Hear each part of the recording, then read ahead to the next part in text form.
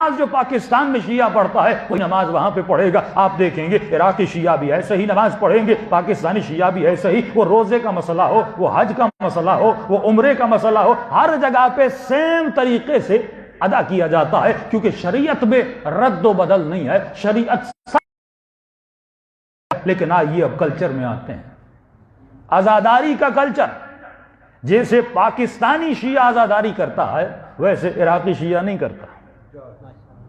جیسے عراقی شیعہ عزاداری کرتا ہے ویسے ایرانی شیعہ نہیں کرتا. آپ کے ماتم میں اسپیڈ ہے, ایرانی ماتم تھوڑا سلو ہے, اور جیسے عراق میں جائیں گے اور سلو ہو جاتا ہے. یہاں پر کسی نے یہ اعتراض نہیں کیا کہ پاکستانی اسی طرح ماتم کرتے ہیں تو عراقیوں کو بھی اس طرح کرنا چاہیے یا ایرانیوں کو اس طرح کرنا چاہیے. اس وقت آپ کہیں گے قبلہ یہ شریعت نہیں ہے, یہ کلچر ہے. ہم اپنے کلچر کے مطابق کر رہے ہیں, وہ اپنے کلچر کے مطابق کر رہے ہیں, اور افریقی اپنے کلچر کے مطابق کر رہے ہیں. تو اتنی بات تو سمجھ آتی ہے کہ عزاداری کلچر کا نام ہے, شریعت کا نام نہیں ہے. آپ یہ کہہ سکتے ہیں کہ غم حسین کا تعلق شریعت سے کیا ہے؟ شریعت تجھے جواز دیتی ہے کہ یہ کام کرنا جائز ہے یا جائز نہیں ہے. جب اس نے جواز دے دیا, اب اس کام کو منانے کا طریقہ جو ہے وہ تمہارے کلچر کے حساب سے ہے. اگر شریعت اس کلچر کو اجازت دیتی ہے تو اسلام بھی اس کلچر کو قبول کرتا ہے.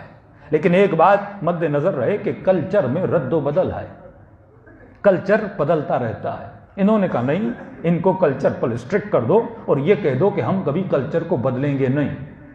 بھائی تمہاری موبائل کا سافٹ ویئر بھی اپڈیٹ ہو, تمہارے بچوں کی پڑھائی کے بکس بھی اپڈیٹ ہوں. تم جب بال کٹوانے جاؤ تو نائی کو اپنے بالوں کی کٹائی بھی تمہاری اپڈیٹ ہوتی ہے.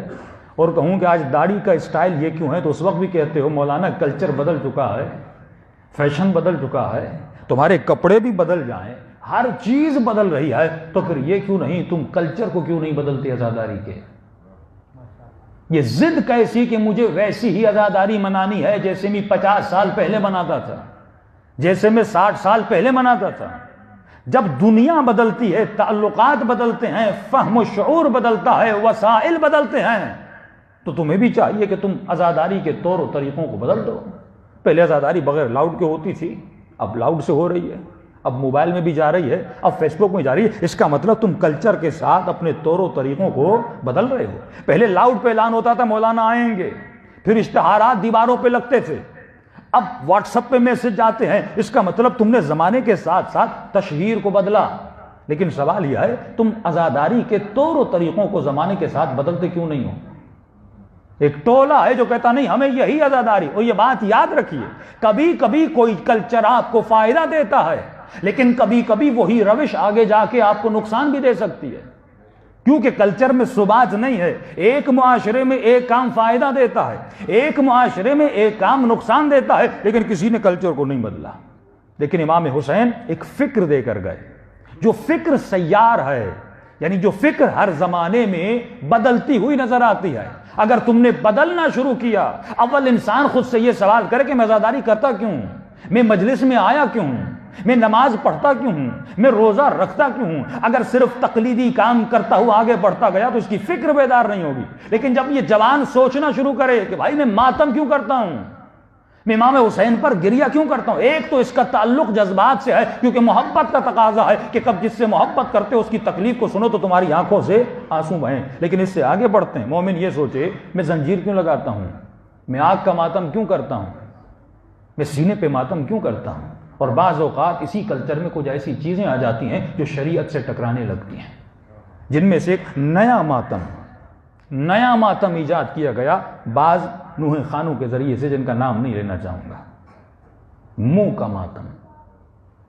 یہ آپ نے دیکھا ہوگا, عراق جاتے ہیں اور مخصوصاً منہ کا ماتم کرتے ہیں, منہ پہ تماچے مارتے ہیں.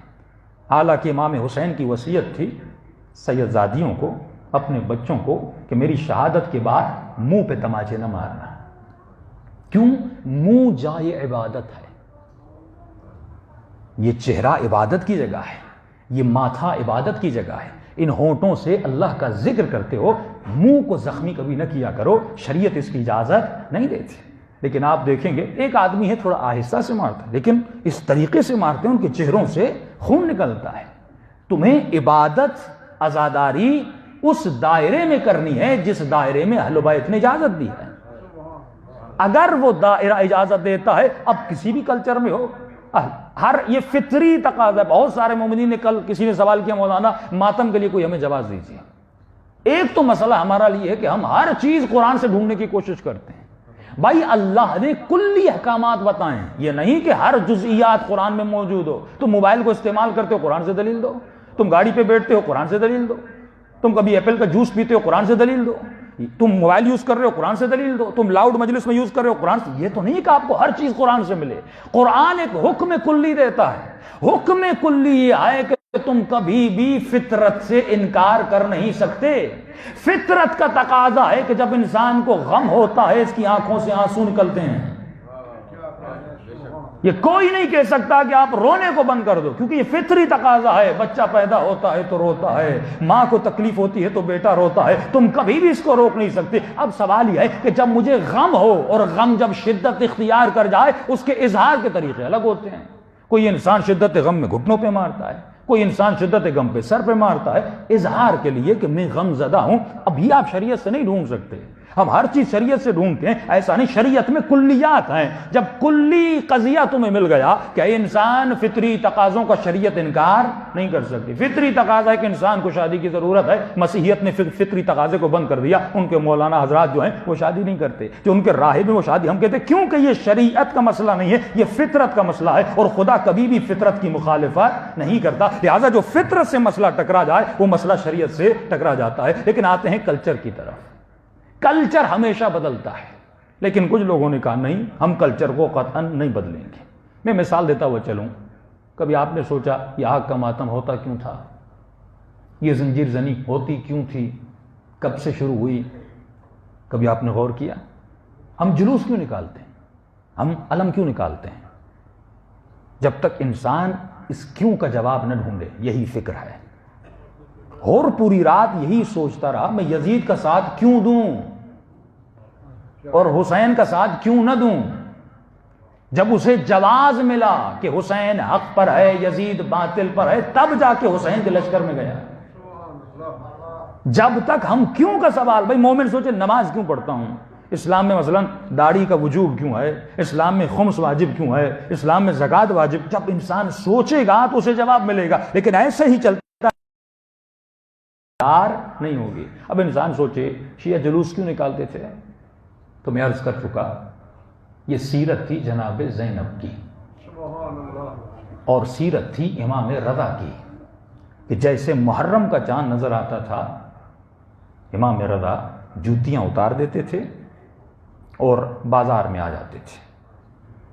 ایک لباس غم تھا وہ پہنتے تھے، عرب میں مشہور تھا، جب کوئی غمگین ہوتا تھا تو غم کا لباس پہنتا تھا، وہ لباس غم پہنتے تھے اور بازار میں آتے تھے۔ لوگ پوچھتے تھے کہ فرزند رسول کیا آپ کے گھر میں کوئی قضیہ ہو گیا ہے، آپ اس حالت میں اور بکھری ہوئی حالت میں باہر کیوں آئے ہیں؟ تو کہتے تھے کربلا میں میرے دادا حسین کو شہید کر دیا گیا۔ تو تعجب کر کے پوچھتے تھے آپ غم ایسے منا رہے ہیں جیسے کل حسین کو شہید کر دیا گیا ہو؟ تو امام فرماتے ہیں اس غم منانے کی وجہ ہے اگر ہم اس طرح نہ منائیں، پبلسائز نہ کریں، تو تم کربلا کو بھی ایسے بھول جاؤ گے جیسے تم غدیر کو بھول گئے تھے۔ تو یہ طریقہ تھا پبلسائز کرنے کا، اور عرب کے معاشرے کے مطابق طریقہ تھا۔ وہاں پر اظہار غم کے لیے اگر جوتیاں اتاری جاتی ہیں تو امام اسی ثقافت میں جوتیاں اتار رہے ہیں۔ اگر کسی اور کنٹری میں مثلا اظہار غم یہ ہے کہ امامہ اتارا جائے یا ٹوپی اتاری جائے، اور انسان پوچھے کہ بھائی آپ بزرگ ہیں، آپ نے ٹوپی کیوں اتاری ہے، تو وہاں اظہار غم کا طریقہ یہ ہے۔ ہر کنٹری کا اظہار طریقہ الگ۔ اب کوئی انسان نے کہ امام رضا نے کیونکہ وہ کام کیا تھا مجھے بھی وہی کام یہاں پر کرنا ہے۔ تمہیں یہ دیکھنا ہے کہ کلم الناس بقدر عقولہم، کہ لوگوں کی عقلیں کیا ہیں، تمہارا معاشرہ کیا ہے، تمہاری ثقافت کیا ہے، تمہارے معاشرے میں کون سا کام امپیکٹ کرتا ہے اور کون سا کام نقصان دیتا ہے، تمہیں وہی کام کرنا ہے تاکہ اثر پڑے۔ مقصد یہ نہیں کہ جلوس نکلے، مقصد یہ ہے کہ گھر گھر تک، بچے بچے تک حسین کی آواز پہنچے۔ اصل عزاداری کا مقصد یہ کہ مجھے حسین کے پیغام کو پہنچانا ہے۔ یہ تو تھا جلوس کا مقصد، یعنی ٹی وی کا زمانہ نہیں تھا کہ ہم لوگوں کو بتائیں کہ امام حسین کے ساتھ کیا ہو۔ یہ بہترین طریقہ تھا، جس گاؤں میں جس محلے میں رہتا ہوں وہاں پر جلوس نکالوں، تاکہ جسے پتا بھی نہیں، جو حسین کو جانتا بھی نہیں، اس کے بعد وہ جان جائے کہ ہر سال شیعہ جلوس نکالتے ہیں، اس جلوس میں کسی حسین کا ذکر کیا جاتا ہے۔ تو یہ تھا پبلسائز کرنے کا طریقہ۔ یہ اس زمانے کا اسٹرانگ سوشل میڈیا تھا کہ ہم جلوس نکالتے تھے، دنیا کو پتہ چلتا تھا، ایک رسم تھی، ایک روش تھی۔ اس کے بعد اور آگے چلتے ہیں، انہوں نے کہا اب لوگ پتہ تو چل گیا لیکن لوگوں کو جمع کیسے کریں؟ تو ایک انوکھا کام کرو جس سے دنیا جمع ہو جائے۔ اب انوکھا کام کیا تھا؟ کہ آگ کا ماتم کرتے ہیں۔ اب شہر پہ پتہ چلے کہ چند لوگ ہیں جو آگ پہ دوڑ رہے ہیں، پورا شہر جمع ہوگا کہ نہیں ہوگا؟ بالکل انوکھا کام ہے نا، کون آگ پہ دوڑتا ہے؟ پتہ چلا بھائی یہ قوم ہے جو آگ پہ دوڑنے والی ہے۔ کب؟ عاشورہ کے دن یا شب عاشور یہ آگ پہ دوڑیں گے۔ مجھے یاد ہے بچپنے میں آگ کا ماتم بڑا ہوتا تھا، پورا شہر جمع ہوتا تھا اور یہ جوان یا زادار آگ کے اوپر سے گزر جاتے تھے، اور جب یہ شہر کے لوگ پوچھتے تھے تم آگ پہ دوڑ کیوں رہے ہو، اس وقت بتاتے تھے ارے ہم چند لمحوں کے لیے اس آگ پہ کھڑے نہیں ہو سکتے۔ تصور کرو نبی زادیاں جب خیموں میں تھیں، دشمن نے جب خیموں کو آگ لگائی، اس تصور کو ان کے ذہنوں میں بیدار کیا جاتا تھا تاکہ مجمع جمع ہو۔ کس طریقے سے مجمع کو جمع کیا جائے؟ رسول خدا کبھی دعوت ذو العشیرہ دے رہے ہیں، ہم نیاز کیوں کرتے ہیں؟ بڑا بڑا نیاز ہوتا تھا تاکہ پورے شہر کے غریب غربا کم از کم کسی نیاز کی خاطر جمع ہو جائیں اور ایک نام حسین کا سن کے یہاں سے چلے جائیں۔